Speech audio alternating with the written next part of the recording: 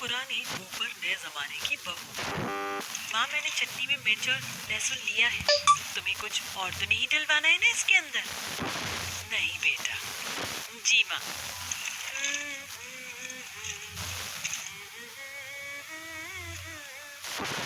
राखी अभी आंगन में चटनी पीस ही रही थी कि तभी वहाँ पंडित राम प्रसाद जी आ गए। राम राम जी। राम राम पंडित जी। हाँ, तो गंगा जी, मैं यहाँ बिटिया के लिए शादी का प्रस्ताव लेकर आया हूँ। राम प्रसाद की बात को सुनकर राखी शर्मा कर अपने कमरे की तरफ को भाग गई। अरे क्या बात है गंगा बहन, तुम्हारी बेटी तो बड़ी शर्मीली है। आजकल तो लड़कियाँ वरना शादी का नाम सुनते ही लड़के का बायोडाटा खुद ही निकालना शुरू कर देती हैं। ऐसी ही है मेरी बेटी, यही तो है मेरे दिए हुए संस्कार। आप मुझे बताएं पंडित जी कि मेरी बच्ची के लिए आप किसका रिश्ता लेकर आए हो? देखो बहन, लड़का अच्छा है, ये है उसकी तस्वीर। राम प्रसाद की बात को सुनकर गंगा ने भी तस्वीर देखी और उसे भी लड़का पसंद आ गया। गंगा राखी की माँ थी। राखी एक नॉर्मल मिडिल क्लास लड़की थी जिसके घर का माहौल एकदम पुराने जमाने का था। और अब राखी की शादी की बात चल रही थी। गंगा ने पंडित जी से राखी का रिश्ता पक्का करने की बात की। देखते ही देखते राखी का वक्त अपने परिवार के साथ पूरा हुआ और अब वो अपने ससुराल आ गई। भाभी, आपका गृह प्रवेश हो रहा है। सभी आपके घर के ही लोग हैं। तो आपने ये 52 गज का घूंघट क्यों किया हुआ है? चुप कर। यही तो होते हैं संस्कार जो आजकल की लड़कियों में बहुत ही कम देखने को मिलते हैं। बस बुआ जी, आपको तो खुद ओल्ड फैशन होना ही पसंद है। खैर, मैं कुछ नहीं बोलती। पूजा ऐसे बोलकर पीछे हट गई, जिसके बाद ज्वाला ने अपनी नई बहू की आरती की और फिर कलश को गिराते हुए राखी घर में आई। राखी ने घर में आते ही सबसे पहले सास के पांव छुए, फिर ससुर के, जिसके बाद उसने बुआ जी के पांव छुए और फूफा सास के भी पांव छूकर वो चाची सास के पांव छूने को झुकने लगी कि तभी उससे पूजा बोली, अरे अरे भाभी, बस भी करो। अब क्या पूरे मोहल्ले की ही औरतों के पांव छुओगी? लेकिन हमारे घर में तो अपने पतिदेव समेत सभी बड़ों के आदर सम्मान में उनके पांव छुए जाते हैं। वाह बहू, बड़े ही अच्छे संस्कार दिए हैं तेरी माँ ने तो तुझे। और पूजा, बहू के पांव छूने से तुझे क्या दिक्कत हो रही है भला? अरे नई बहू ही अगर बड़ों का सम्मान नहीं करेगी, उनके पांव नहीं छुएगी, तो क्या हम छुएंगे? जीती रहे बहू, भगवान तुझे सदा खुश रखे। इन्हीं दुआओं और आशीर्वाद के लिए ही तो मैंने पांव छुए थे। मुझे बड़ा अच्छा लगता है जब बड़े लोग मुझे आशीर्वाद देते हैं। राखी की बात को सुनकर सभी मुस्कुरा दिए, जिसके बाद पुराने जमाने की सोच वाली बहू अपने कमरे में चली गई। लेकिन उसके संस्कार अभी औरतों के सिर चढ़कर बोल रही थी। कितनी संस्कारी बहू लाई है ना ज्वाला जी। सच में बातें भी ये लगती हैं जैसे कि मिश्री घूमती हो। सही बोला। पहले ही दिन देख लिया। ऐसे पहला दिन गुजरा और आज राखी की अपने ससुराल में पहली रसोई थी। राखी तैयार होकर पेट तक का घूंघट करके नीचे आ गई, जहाँ चोर चोर चोर। कहाँ कहाँ है चोर? ये रहा। अरे ननद जी, मैं हूँ। बहू, तूने तो मुझे डरा ही दिया था। अरे माँ जी, तो आप डर क्यों रही हैं? मैं आपकी ही तो बहू हूँ और नई बहुएं तो घूंघट में ही आती है ना। कौन सी नई बहुएं घूंघट में आती हैं? पहले की बहुएं आया करती थी घूंघट में। आजकल के जमाने की नहीं आती, समझ आया? नहीं, बिल्कुल भी नहीं। मैंने तो अपनी माँ से यही सीखा है कि नई बहू घूंघट में रहे तो ही अच्छी लगती है। अच्छा, अब ये सब छोड़, जा तू जाकर अपनी पहली रसोई बना ले। क्या बनाऊं माँ जी? जो तेरा दिल करे। और सब, तेरी ननद को ना चाइनीज खाना बहुत पसंद है, तो कुछ चाइनीज भी बना देना। ज्वाला की बात को सुनकर राखी ने बस गर्दन हिला दी और अपने घर की वो रसोई में आ गई। रसोई देखते ही राखी का दिमाग घूम गया। हे भगवान, यहाँ ना तो चूल्हा है और ना ही सिलबट्टा। और ये च्याओ म्याओ क्या होता है? क्या क्या बनाने को बोल दिया है मुझे? हे भगवान। अरे हाँ, याद आया, वो 2 मिनट वाली जो मैगी होती है, वो भी तो चीनी लोग बहुत खाते हैं ना। चल राखी, वही बना दे। राखी ने ऐसे बोलकर गैस चूल्हे पर मैगी बना दी और फिर वो आलू पूरी बनाने की तैयारी करने लगी। लेकिन आलू पूरी बनाने को उसे रसोई में अपने मतलब का सामान ही नहीं मिला। आलू पूरी में तो सारे खड़े मसाले कूट कर डाले जाते हैं, ऐसे ही ग्रेवी भी पीसी जाती है। लेकिन यहाँ तो ना मुझे उंगली दिखाई दे रही है, ना ही सिलबट्टा। अब क्या करूँ? अरे हाँ, आइडिया, जरूर छत पर कोई पत्थर वगैरह होंगे। राखी ऐसे बोलकर रसोई से निकली और वो छत पर चली गई, जहाँ छत पर उसे एक बड़ा और एक छोटा पत्थर मिल गया और राखी उसको उठाकर नीचे रसोई में ले आई और उसको अच्छे से साफ करके उसने उसके ऊपर खड़े मसाले पीसना शुरू कर दिया। भाभी कहाँ तक काम पहुँचा? माँ, ए भगवान, भाभी आप क्या कर रही हैं? अरे क्या ननद जी, आप बात बात में यही पूछती हो, जानती नहीं हो क्या कि मैं क्या कर रही हूँ? हाँ तो अकल की दुश्मन भाभी जी, ये मसाला मिक्सी मशीन में भी तो कूट लिया जा सकता था ना? हाँ बिल्कुल, लेकिन मैं पीसूंगी नहीं। मैं तो शुद्धता के साथ खाना बनाती हूँ, इन सभी चीजों के इस्तेमाल से बचती हूँ, समझी ननद जी? ये पत्थर घिसा हुआ खाना आपको शुद्ध लग रहा है? खैर, जो करना है करो, समझी? पूजा ऐसे बोलकर चली गई। राखी ने अपने तरीके नहीं बदले और उसने सब कुछ हाथ से ही काट पीट कर खाना बनाया, जिसमें कि उसे वक्त भी लग गया, लेकिन सभी को पुराने तरीके से बने खाने का स्वाद बेहद ही पसंद आया और राखी को खूब अच्छा शगुन भी मिल गया। ऐसे ही सिलसिला जारी था और अब राखी की शादी को हुए महीनों होने को आए थे। राखी अपने ससुराल में भी सभी कुछ पुराने तरीकों से करती थी। अरे बहू सफाई करके क्या करेगी? माँ जी बस झाड़ू के बाद पोछा लगाऊंगी और फिर कपड़े धोने को बैठूंगी, उसके बाद मुझे खाने के लिए मसाला कूटना है। अरे बेटा, तू इतने काम करती है, इससे अच्छा तो तू एक वॉशिंग मशीन ले ले और मसाले वगैरह कुटे हुए ही मंगवा लिया कर या फिर मिक्सी में कूट लिया कर, तो तेरा घंटों का काम मिनटों में हो जाएगा। मैं जानती हूँ माँ जी की ये सब चीजें आज की जरूरत है, लेकिन मुझे सब कुछ पुराने तरीकों से ही करना अच्छा लगता है। मुझे ऐसा लगता है ना कि ये मशीन इंसान को आलसी बना देती है, इसीलिए मैं खुद को आलसी ना बनाकर एक्टिव रखना चाहती हूँ। लेकिन आप हो बस घर के कामों में ही एक्टिव। अच्छा, इसको कौन सा ऑफिस जाना है जो तू ये बोल रही है? बहुओं का घर के काम में परफेक्ट होना ही सबसे ज्यादा जरूरी होता है। ऐसा नहीं है माँ, अगर मेरी कोई भाभी पढ़ी लिखी होती ना तो मैं उनके साथ ऑफिस जाया करती। अरे तो तू उदास क्यों होती है? अभी तो तेरा एक भाई बचा हुआ। अगर तुझे इतनी ख्वाहिश है एक मॉडर्न भाभी की, तो अपने भाई के लिए तू अपनी पसंद की बहू ले आना। ज्वाला की बात सुनकर बस पूजा मुस्कुरा दी, ऐसे ही राखी भी मुस्कुरा। ज्वाला का छोटा बेटा राम भी शादी के लायक हो चुका था, तो ज्वाला ने उसके लिए भी लड़की ढूंढना शुरू कर दिया। फिर क्या था, कुछ ही समय बाद राम की भी शादी हो गई और ईशा नाम की लड़की राखी की देवरानी बनकर अपने ससुराल में आ गई। अभी ईशा का अपने ससुराल वाले घर में गृह प्रवेश हो रहा। अरे ये क्या बात हुई? बहू ने तो अंदर आकर किसी को आदर से प्रणाम तक नहीं किया। अरे बहू, तेरी माँ ने तुझे संस्कार नहीं सिखाए क्या कि बड़ों के पाँव छुए जाते हैं? ओ प्लीज बुआ जी, आपको दिखाई नहीं देता क्या? देखिए मैं बहुत ज्यादा थक गई हूँ। 10 किलो का ये लहंगा, ऊपर से 15 किलो की चुन्नी, और आप चाहती हो कि इस भारी भरकम ड्रेस में मैं झुक झुक कर सभी के पाँव छूं? मुझे अपनी बैक का ख्याल है। बाप रे, ये तो बहुत ज्यादा बोलने वाली लगती है। अरे दीदी, आप नई बहू से ऐसे क्यों बोल रही हो? बेचारी थकी हुई है। That's it. राम, चलो कमरे में चलते हैं। वैसे भी मुझे बड़ी थकान हो रही है। हाय हाय, देखो तो जरा कैसे पति से बोल रही है। हाँ तो पति से ही तो बोलूंगी कमरे में जाने को, या आपसे कहूँ? चलो ना राम, मैं बहुत थक गई हूँ। देवरानी जी, जरा सी तो शर्म लिहाज आपके अंदर है या सब बेच खाई है? ऐसे सबके सामने हाथ कौन पकड़ता है? क्यों नहीं पकड़ सकती हूँ मैं हाथ? अच्छा, तो ये दादी अम्मा आपको अब भाभी हाथ भी पकड़ने से रोक रही है, क्यों भाई? अरे अरे, तुम लोग तो बेवजह ही लड़ रहे हो। ईशा बहू, जा तो अपने कमरे में चली जाओ और बाकी सब भी चलो आराम कर लो। ज्वाला की बात को सुनकर सभी मेहमान और घर वाले अपने अपने कमरों में चली गई। ईशा का कमरा ऊपर था तो वो अपने पति के साथ ऊपर चली गई।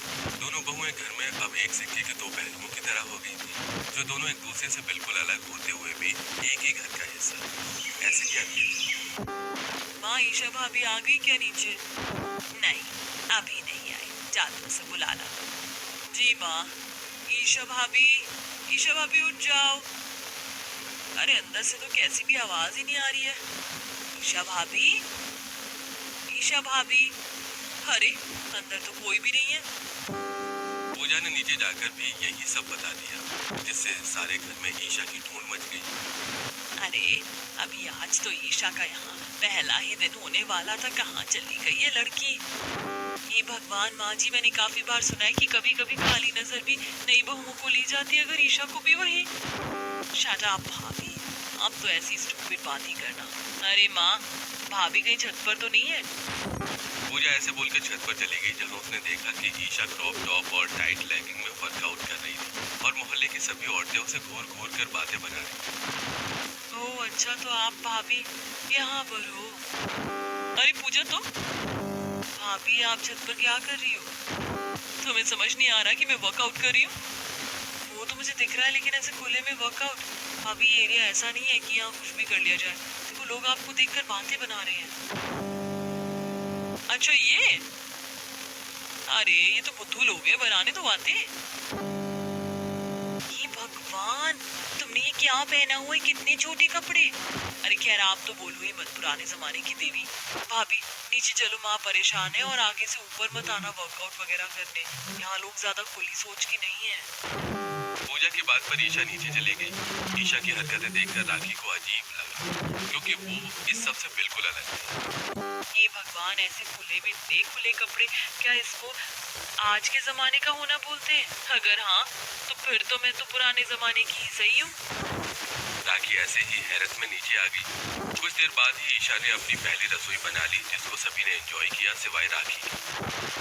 भाभी सभी ने मेरी रसोई की तारीफ कर दी, बस एक आप ही चुप, कुछ तो बोलो। अगर मैं सच बताऊं ना ईशा, तो मुझे ये ज्यादा पसंद नहीं आई। क्या है ना कि हाथ से मसाले कूट कर बना हुआ खाना अलग ही होता है। अच्छा, अगर ऐसा है तो आप अपना खाना खा सकती हो, मेरे हाथ से बना खाना खाने की जरूरत नहीं है, ओके? अरे बहू, ये तू कैसी बात कर रही है, अपनी जेठानी से ऐसे बोलते हैं? तो मैंने क्या गलत बोला माँ जी? सही तो बोल रही हूँ। अगर इनको ये अच्छा नहीं लगा तो अपने हाथ का खाएं। ठीक है, यूं मत समझना कि ऐसे बोलकर तुमने मुझे नीचे दिखा दिया ईशा।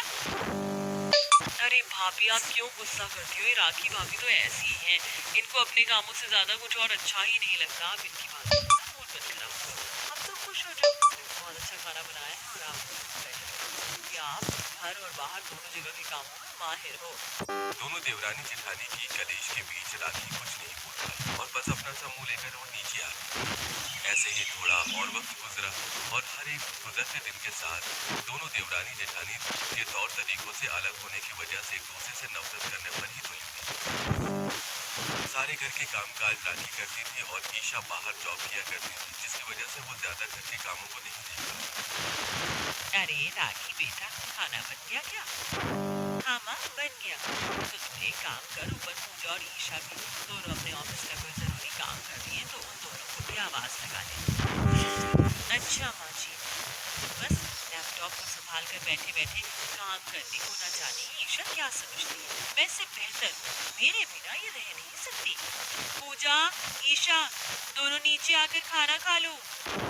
राखी ऐसे सोच रही थी कि उसकी देवरानी की कोई अहमियत नहीं है। ऐसे ही ईशा अपने कमरे में पूजा के साथ बैठी हुई थी। चलो पूजा, खाना तैयार है, खाने चलते हैं। वैसे भी भाभी तो पता नहीं बस खाना बनाकर तुमको क्या समझती है। सही बोला भाभी आपने। पूजा ने भी ईशा की बात में हामी भर दी। दोनों ही बहुओं की एक दूसरे के दिमाग में कोई खास वैल्यू नहीं। ऐसे ही सिलसिला जारी। दोनों ही बहुओं की आपस में बिल्कुल भी नहीं पड़ती और आज के दिन राखी को अचानक से अपनी माँ के घर जाना पड़ गया। माँ जी, मेरी माँ की तबीयत खराब हो रही है, तो मैं जरा घर को जा रही हूँ।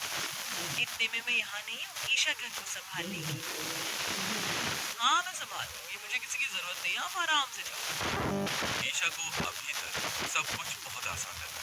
उसने मजे से राखी से जाने को बोल दिया। राखी भी अपने घर आ गई और अब घर का सारा लोड ईशा पर था। भाभी को क्या लगता है कि उनके बिना मैं कुछ नहीं कर सकती? मैं सब कर सकती हूँ। अभी तो मैं अपने ऑफिस का असाइनमेंट निपटा लेती हूँ। बहू, अब राखी तो चली गई, तो तू एक काम कर, सबसे पहले तू बर्तन धो दे और फिर खाना बनाकर कपड़े धो देना। उसके बाद तुझे जो करना है वो कर लेना। पर माँ जी, नहीं ईशा, तुझे काम तो करना होगा, अब सारी जिम्मेदारी तेरी है। ईशा ऐसे बोलकर अपना ऑफिस का काम छोड़कर घर के कामों में लग गई। पहले उसने सफाई की, जिसके बाद फिर उसने खाना बनाया। खाना बनाना तो बहुत ही थका देने वाला काम है। अभी तो मुझे कपड़े भी धोने हैं। चल ईशा, थक नहीं। ईशा ने हिम्मत से काम लिया और फिर वो कपड़े धोने हो गई, जहाँ उसने वो अपनी वॉशिंग मशीन में कपड़े धोए और फिर वो अपना ऑफिस का काम लेकर बैठ गई कि तभी अरे ईशा बहू, कहाँ है? एक कप चाय बना दे। हे भगवान, अब कोई काम नहीं। राखी भाभी, अरे लेकिन राखी भाभी तो है ही नहीं। चल ईशा, उठ जा। ईशा अपना लैपटॉप ही लेकर रसोई में खो गई, जहाँ उसने अपनी सास को चाय बना कर दी। अभी बस उसने चाय बनाई ही थी कि तभी कुछ पड़ोस की औरतें आ गई। अरे आओ आओ हेमा, रेखा और जया। बहू, जरा सभी के लिए और चाय बना ला।